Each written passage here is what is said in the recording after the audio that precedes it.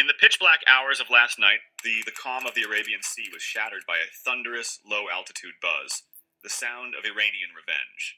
Amid escalation in tensions, Iranian forces launched drones towards U.S. warships following an attack on an Iranian commercial vessel in the Sea of Oman. Iranian forces strike back with drones targeting American naval assets in a rapid retaliation.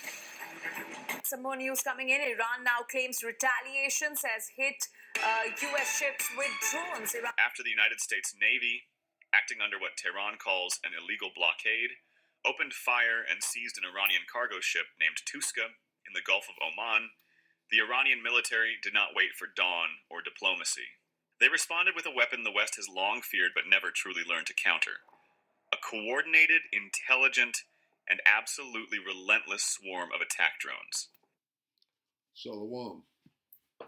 Call halal Yahweh Shemel Shabbat Shalom Kakabash the honors to the other apostles and other bishops, great millstone, even the others that came before them that taught us this truth. Shalom and salutations to all the brothers that push the word in truth and in sincerity, the hopeful elect tabernacle of David. We'll Yahshua back with the World War 3 daily update. Shalom and salutations to you all. This word ambush right here. Okay? Ambush. Let's get something real quick. Set up the ambushes, right? Is it set up the am? No? Let's just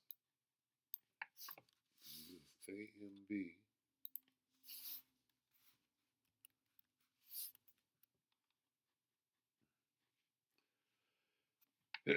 By the way, is this it? No, no, no.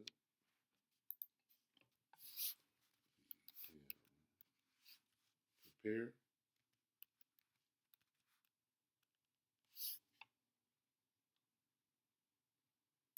This is it.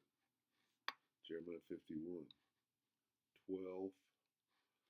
In the NIV, lift up a banner against the walls of Babylon, which is America. Reinforce the guards, station the watchmen, prepare an ambush. The Lord will carry out his purpose, his decree against the people of Babylon, that's America.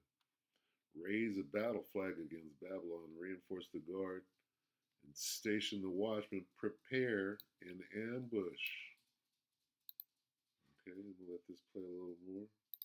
This was not a probing attack. It was a full-scale saturation strike aimed directly at a major U.S. warship operating deep in international waters, a strike that has now left the White House in an unprecedented emergency posture and has sent the entire American fleet scrambling for the safety of the distant Red Sea. The strike was a masterpiece of asymmetric warfare, a scenario that military experts at Rand and West Point have been warning about for over a decade. As the sun set over the Strait of Hormuz, Iranian military units, likely operating from hidden coastal silos near Bandar Abbas, and possibly from small, radar-evading vessels weaved into the commercial shipping traffic, unleashed a swarm of low-cost one-way attack drones. Western analysts often obsess over Iran's ballistic missiles, but it was this cloud of cheap, agile, and horrifically effective loitering munitions that shocked the world last night. According to battlefield intelligence and initial reports, these drones, thought to be variants of the Shahed series but equipped with advanced swarm logic, did not all come from the same direction. They came from the north, hugging the Iranian coastline to mask their radar signatures. They came from the east, using the clutter of civilian shipping lanes as cover. And they came in waves, not to destroy the ship in one go, but to empty its magazines. The U.S. warship, whose identity remains classified but is believed to be a high-value Arleigh Burke-class destroyer, or even a landing platform, was caught in a kill box. This is very important. Okay, here's what they're going to say. And these words are being used out there right now. This word flee. Let's see, 2nd Ezra 15. And shall flee. Right? And shall flee. Then these Assyrians shall be troubled, bled, and keep silence through their power, and shall flee. We're watching that right now. Some fleeing jumping off. Is there more fleeing down here?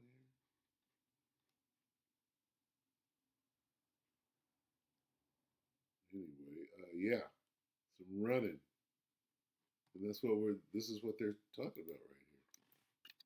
All right. Its Aegis defense system lit up like a Christmas tree as hundreds of targets appeared on the screen simultaneously. Slocky, I didn't read that. Let's get that again. And shall flee. Did I read it? Yeah, I did. Second Ezra 15:32. Then these shall be troubled, bled, and keep silence through their power, and shall flee. These Assyrians, who are the Israelis and the Americans, if you will, the West in this case. They're running up out of the Persian Gulf right now. The math of war was against the Americans. Each Standard Interceptor missile costs upwards of $2 million, while the Iranian drones cost a fraction of that. The warship fired until its vertical launch tubes ran dry, but the swarm was designed to have reserves, and then the drones found their mark. The strike did not sink the ship, but it did something arguably more humiliating. It disabled it. Explosions ripped across the flight deck, instantly destroying at least 2 heavy helicopters caught in the open, turning them into tangled, burning wreckage of twisted metal and rotor blades. The vessel went dark, sending out a frantic distress signal that froze the blood of every commander at CENTCOM. If you are getting this information from the mainstream corporate news networks, they are likely still waiting. But to understand the scale of this disaster, you need to look at a map. The Arabian Sea is a massive expanse of water connecting to the Gulf of Oman. The Gulf of Oman is the antechamber to the Strait of Hormuz. That strait, at its narrowest point, is only 21 nautical miles wide. Commercial shipping is forced into 2-mile-wide lanes, a killing field if an enemy controls the high ground on the Iranian side. The U.S. warship was likely operating near this choke point, trying to enforce the blockade. To get to the relative safety of the Red Sea, that ship would have to sail hundreds of miles around the Arabian Peninsula, passing the coast of Yemen, another front in this expanding war, and into the narrow Bab el-Mandeb Strait. It is a humiliating flight. The U.S. Navy, the most expensive and technologically advanced flight. It is a humiliating flight. What is that? Flee, to fly, to flee away. All right. So this is, prophecy coming. Maritime force in human history just got chased out of the Persian Gulf by a swarm of drones that cost less than a single F-35 fighter jet. If you have been watching this channel, you know we do not peddle fear. We deal in truth. And the truth is, the era of American naval dominance in the Persian Gulf is over.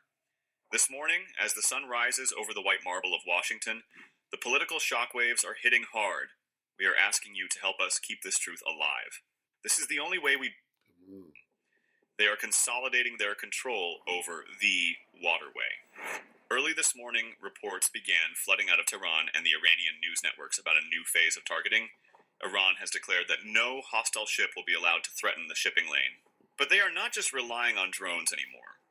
In a move that signals this is a long siege, not a short battle, Iranian naval units have reportedly escalated mine-laying operations across the strait. And this is where the geography becomes a trap. The Strait of Hormuz is shallow, narrow, and bordered by the Iranian coast.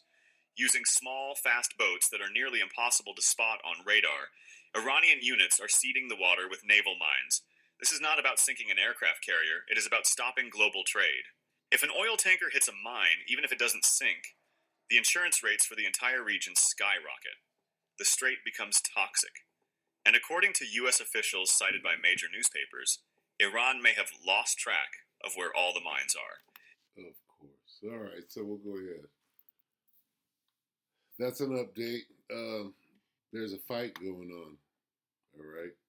Today is Monday. This is 3 hours ago. So, what do you think is going on this week? This is Monday. Let's take a quick look. Check the market real quick and see how it closed. It closed in the red barely, so barely moved it, but they had substantial gains last week. We'll see what they do with it this week. They're probably padding it because they know what they're about to try to pull off this week. Anyway, so I'll just grab this on the way out. Just got to sit back and watch. Continue to watch. Come here for an update. I'll give you one. the latest information of what just happened, 2 Corinthians 2 and 11. In order that Satan should not outwit us, for we are not unaware of his schemes. Let's do this. Scheme and demon. So with that, we pray that the elect are edified. We'll see you tomorrow. Shalom.